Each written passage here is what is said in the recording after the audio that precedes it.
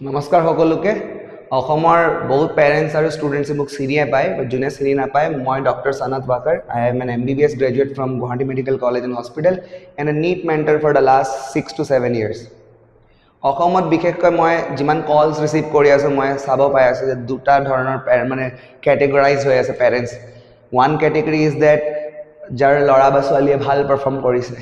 and ভাল perform কৰাৰ কাৰণে মোক ফোন কৰি সুধি আছে কি ছাৰ এইটো মাৰ্কছত কোনটো কলেজ পাব চিট পাবনে নাই কাউন্সেলিঙত বহি নে নবহিম তে মই আপোনালোকক নিমন্ত্ৰণ দিব বিচাৰি আছোঁ জুলাই 26 তাৰিখে ঘৰৰ পৰাই কৰিব পাৰিব গুগল মিটৰ থ্ৰু দি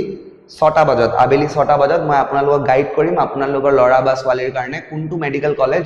আপোনাৰ ঘৰৰ ওচৰত হ'ব বা ভাল হ'ব এইটো মাৰ্কছত পচিবিলিটি আছে নে নাই এণ্ড কাউন্সেলিং হ'লেও আপুনি ছেকেণ্ড ৰাউণ্ড থাৰ্ড ৰাউণ্ডলৈকে চিট এক্সপেক্ট কৰিব পাৰে নে নোৱাৰে সবক মই ইনবক্সত আনসাৰ দিব পৰা নাই সবৰ মই কলটো ৰিচিভ কৰিব পৰা নাই তো সেইকাৰণে মই এজনক আনসাৰ কৰিবৰ কাৰণে এই মিটিংটো কৰি আছোঁ ফাৰ্ষ্টলি ছেকেণ্ড কেটেগৰী পেৰেণ্টছ হ'ল অৰ ষ্টুডেণ্টছ যোনে এইবাৰ ভাল পাৰফৰ্ম কৰিব পৰা নাই এণ্ড মই বুজি পাওঁ যে এইবাৰ বহুত বেছি আপছ এণ্ড ডাউনছ আহিছিল প্ৰিপাৰেশ্যনত পেপাৰ লিক হৈছে কেঞ্চেল হৈছে নতুনকৈ আকৌ পেপাৰ হৈছে আকৌ পেপাৰটো টানো আহিছে so' I can totally understand now you guys are confuse কি আৰু এটা চান্স ল'ব লাগে নে ল'ব নালাগে তো depending on you I let you know তুমি যদি বেলেগ জায়গাত কোচিং কৰাৰ কথা ভাবিও আছা মোৰ তাত অহাৰ কথা ভাবাও নাই that doesn't matter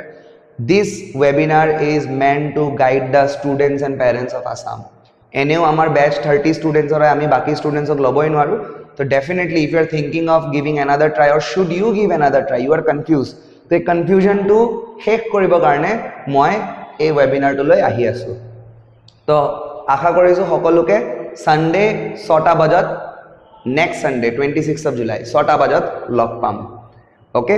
thank you very much all the very best পেৰেণ্টছক কৈ আছোঁ আপোনালোকৰ বহুত ডাঙৰ ৰেছপনচিবিলিটি এতিয়া আপোনাৰ ল'ৰা আৰু ছোৱালীক ভাঙিব নিদিব এইটো ভাঙিব দিব নোৱাৰে আপুনি এতিয়া ঠিক আছে সিহঁতক আপোনালোকে মটিভেটেড ৰাখক ওকে ক'ব কি কোনোবা থিয় হৈ আছে নাই family doesn't matter I stand with you I as your father stand with you I as your mother stand with you बाकी तो बच्चे को इतना बोल दो उनको फर्क नहीं पड़ता बाकी दुनिया से उनको माँ बाप ही चाहिए होता है okay all the very best